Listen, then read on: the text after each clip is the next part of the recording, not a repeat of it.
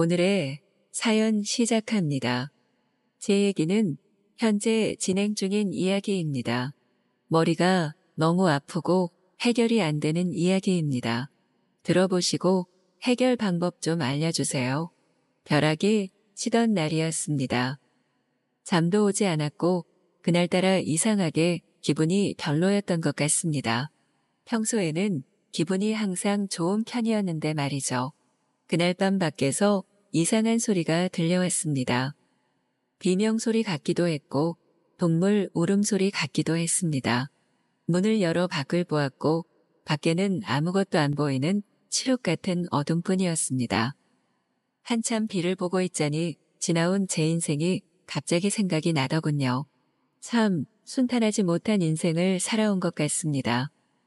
사업을 할 때는 돈도 벌 만큼 벌어봤었고 즐길 수 있는 건 다 해본 것 같습니다. 그러다 사업이 망하고 안 해본 일이 없이 힘든 생활을 해왔던 것 같습니다. 돈이 많을 때는 여자들도 많았는데 돈도 없고 나이를 먹으니 여자들도 만날 수가 없었습니다. 몸도 아프고 돈은 없고 하다 보니까 만날 수 있는 상황이 아니었던 것이죠. 갑자기 눈물이 나더군요. 슬퍼서 우는 건 아니었습니다. 그냥 제가 불쌍했나 봅니다. 그때 또 한 번 이상한 소리가 들려왔습니다. 이건 진짜 비명소리 같았습니다.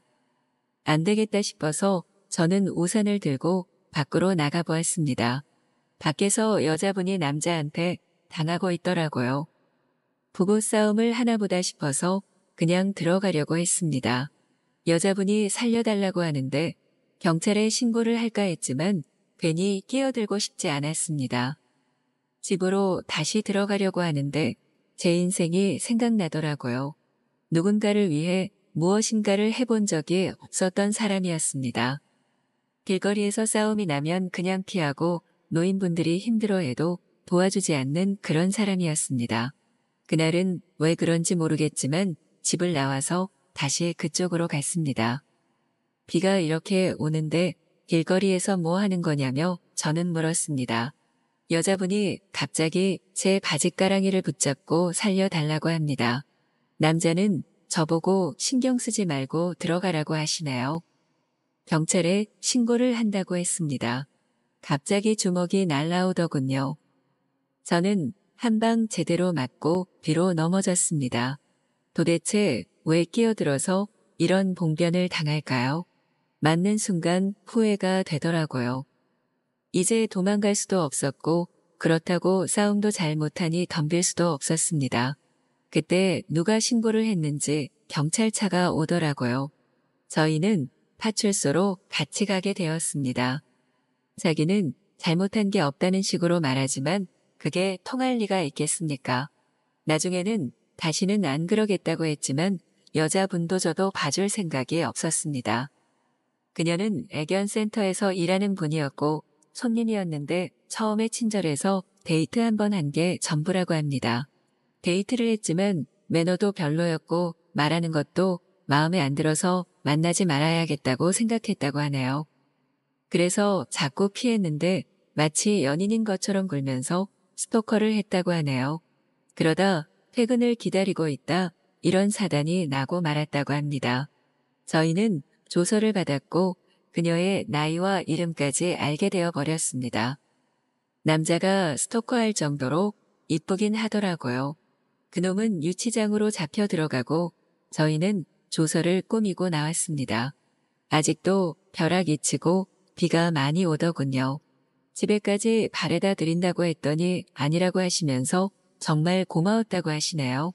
나중에 꼭 보답하겠다고 하시면서 연락처를 물어봅니다. 그러던 어느 날 그놈의 부인이라는 사람이 저를 찾아왔습니다. 저는 합의 볼 수 없다고 했고 그녀는 계속해서 저를 설득하려 들었습니다. 부인도 있는 분이 그게 말이 되냐고 하면서 그녀에게 화를 냈습니다.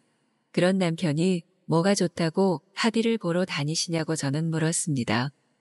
그래도 애 아빠인데 자기도 화는 나지만 일단 그곳에서 나오게는 해야 하지 않겠냐고 하시나요? 그 사람이 처음부터 그랬던 건 아니었다고 합니다. 불쌍한 사람이라고 하면서 봐달라고 사정을 하시네요. 여자분도 합의를 했다고 하시면서요. 저는 그래도 용서하고 싶지는 않았습니다. 도저히 제 상식으로는 이해가 가지 않더라고요. 그런 놈은 콩밥을 먹어야 정신을 차린다고 생각하고 있었으니까요. 그녀는 혼자 사시냐고 저한테 물어봅니다. 저는 혼자 산다고 대답했고 왜 그러냐고 물었습니다. 그녀는 아니라고 하면서 그냥 궁금해서 물어보았다고 합니다. 그때 조금 이상하긴 했지만 다른 의심은 하지는 않았습니다. 다음날 그녀가 술과 안주를 만들어서 저희 집으로 찾아왔습니다. 자기가 아껴둔 술인데 한 잔해 보라고 하시나요? 저는 안 먹는다고 했고 그녀는 안주를 펼치면서 합의 안 해주셔도 되니까 한번 드셔보라고 합니다. 인삼주의 안주는 제가 정말 좋아하는 해물 볶음이었습니다. 아직도 음식이 식지 않았는지 김이 모락모락 올라옵니다. 그녀와 한 잔, 두 잔 주고받다 보니 술이 취하더군요. 그리고 기억이 잘 안 납니다. 집에 들어온 것 같긴 한데 머리가 너무 아프더군요. 눈을 떠보고 깜짝 놀랐습니다. 그녀가 제 위에 올라와 있나요? 이게 무슨 일인가 싶었습니다. 그녀는 계속해서 움직이고 있었고 저는 어떻게 해야 할까 생각했습니다.